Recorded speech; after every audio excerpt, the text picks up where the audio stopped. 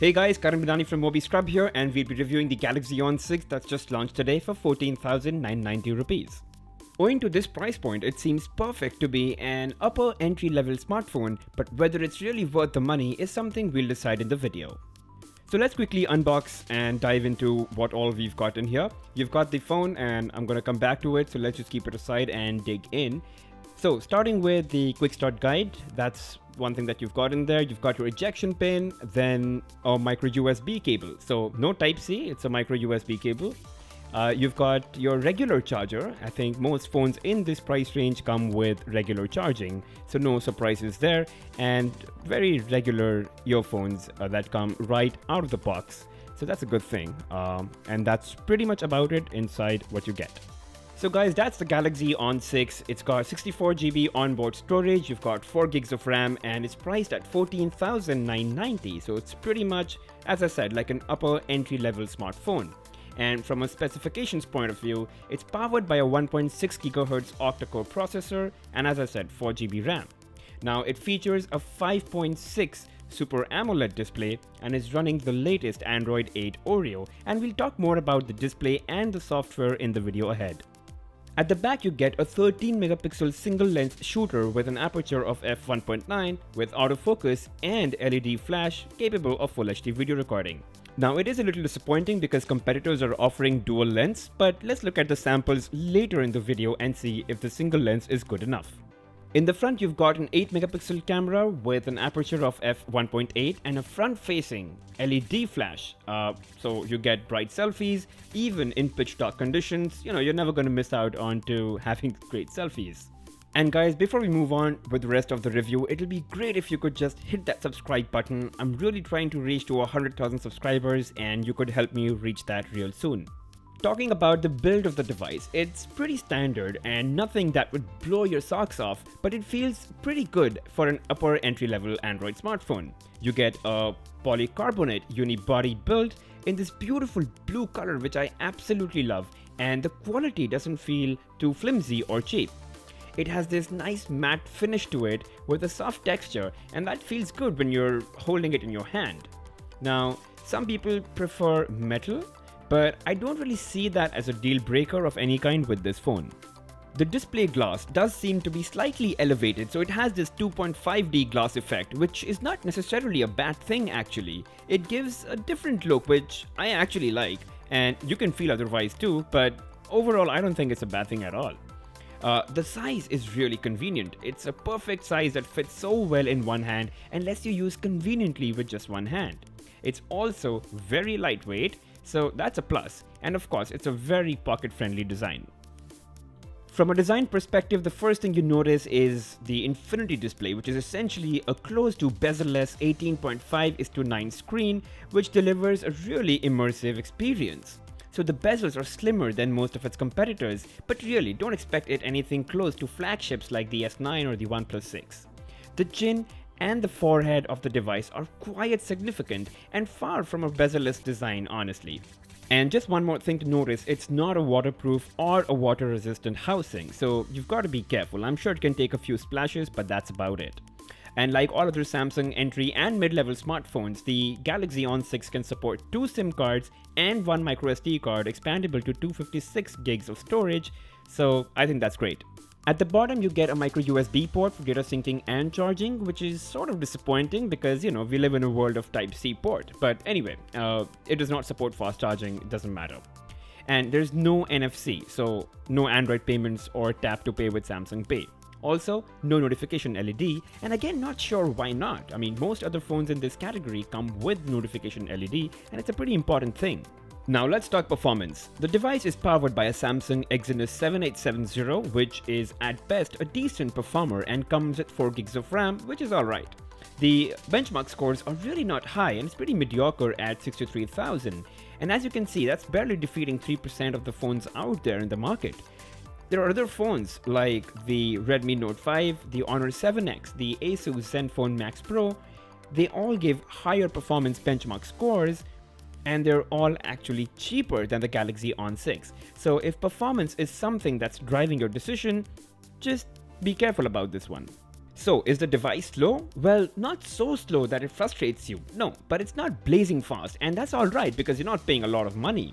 But do apps launch quickly? Are you able to switch between various apps swiftly? Well, for the most part, yes, but it's not naturally as smooth and as fast as, the Zenfone Max Pro or the Redmi Note 5 or the 7X. And I did try playing a couple of HD games starting with Asphalt 8. And from a gameplay standpoint, I think it's quite nice. It's really smooth, the response is quite good as well, and I don't feel any lag or delay. It's actually buttery smooth, and I don't think this is less than the best smartphones out there. The display is quite bright, it's colorful, graphics are quite sharp as well, despite the fact it's a 720p display. I also tried Chameleon Run, which is actually an intensive game, and but when I did start playing, I did notice some lag and some frame drop. It's not as smooth as it should be. While the game can still be played, it can't be enjoyed the way it was intended to be. And then I did try out Modern Combat as well. So in terms of gameplay, it's smooth, no issues there. But in terms of graphics, it seems that it's not as sharp as it was when I was playing the Asphalt 8 or even Chameleon Run. It's surprising because both of those games were really smooth and sharp. But the Modern Combat 5, it's not as sharp, it's still pretty smooth. So yeah. Now let's talk about the display a little bit. It's a 5.6-inch Super AMOLED display with a 720p resolution. Yes, 720p, not Full HD. That's good and bad. Let me explain. So it's a smaller 5.6-inch display, so 720p doesn't look as pixelated, and the battery lasts longer since the phone doesn't have to work to push as many pixels. On the other hand, you do miss the extremely sharp display that you get with a 1080p resolution, and games like Modern Combat 5 look really good. Additionally, you can't enjoy 1080p video content on this phone, so that's a miss over there. Having said all of that, the display is quite bright, and it has an outdoor mode as well, which ensures great visibility in broad daylight. But there is no auto brightness, and that's something I really miss in this smartphone. But since this is Samsung's Super AMOLED display, you can pretty much expect extremely punchy and vivid colors with deep blacks, and that really makes your pictures and your wallpapers pop out really well on your screen. And again, it's really bright, so it looks good. Now, the Galaxy On 6 does offer some screen modes and allows you to tweak the color balance, the RGB, to better match your preference and the screen tone. On the software side, you've got the latest Android 8.0 Oreo with Samsung Experience version 9. Basically, it's Samsung's latest experience offering and comes with a few preloaded apps like, the Google Suite of apps, the Microsoft Suite of apps. You've got some Samsung goodies like, SmartThings, voice recorder, internet browser, Samsung Pay Mini, Samsung Mall, and then you've got, stuff like Secure Folder where you could, hide your stuff. Samsung Notes got an inbuilt FM player, but that only works with earphones connected. Now, there is also My Galaxy Video, which, you access to get curated playlists of short form content, and then, some original shows, some regional shows, and you've got full-length Bollywood movies. They might not be very new, but still great for some who haven't really seen them ever. There is also a new feature called Chat over Video, which allows users to chat while they're watching a video, and it works with WhatsApp and native messaging only when you're watching YouTube or something on VLC or the native inbuilt video player. And lastly, the camera. I've already talked about the hardware, which is just about okay, but let me show you the camera software and then some camera samples. The software is the latest one, okay? It's easy to change from one mode to the other. You've got auto mode, then you've got burst mode, a couple of stickers, beauty mode, manual mode, panorama, night mode, and HDR. You can change, the picture size and the video recording size from the settings and do all the rest of the standard stuff. One thing to note here is phones like Redmi Note 5 and the Zenfone Max Pro, they offer 4K video recording, but the Galaxy On 6 only gives you Full HD videos to record at 30 frames per second. So here are a couple of shots that I took in broad daylight, in evening, in low light, and in really low light, okay? The shots were pretty decent actually for a phone that comes with a 13 megapixel single lens shooter in this segment. It does a pretty decent job. Is it the best out there? Probably not. You've got better camera in the Zenfone Max Pro as well as the Redmi Note 5 and the Redmi Note 5 Pro. But again, the camera is not bad at all. I think it still does a decent job of taking some really close shots as well, macro shots. It does just about okay in indoor lighting. There is a bit of, overexposure at certain points in time, but again, this is all of, low light photography. And again, for a camera that's just at 14,990, I think it's all right, given that these are pretty harsh lighting conditions. From a video perspective, it takes full HD videos at 30 frames per second. This is in about evening light, and I think it's all right.